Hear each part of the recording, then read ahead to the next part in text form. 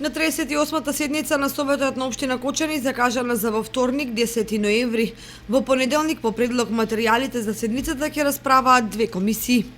Комисијата за комунални работи, планирање и уредување на простор и заштита на животната средина и природата ќе расправаат по предлог програмите за изградба на фекална и атмосферска канализација во општината и за изградба на системи за водоснабдување на подрачјето на општината за наредната година. Советниците ќе расправаат и по предлог програмата за уредување на градежно земјиште, програма за јавно осветлување и по програмата за изградба и одржување на општинските патишта и улици во општина Кочани за 2016 година.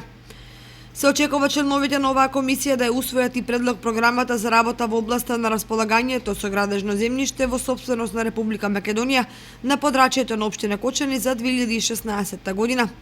како и предлог планот на програми за развој на општина Кочани за период од 2016 до 2018 година. Комисијата за финансии и буџет и локален економски развој се очекува да го разгледа извештајот за работењето на комуналното јавно претпријатие Водовод за период од 1 јануари до 30 септември оваа година со финансиски показатели. Потоа извештајот за извршување на буџетот на општина Кочани за третиот квартал од оваа година, како и по предлог планот на програми за развој на општина Кочани за период од 2016 до 2018 година.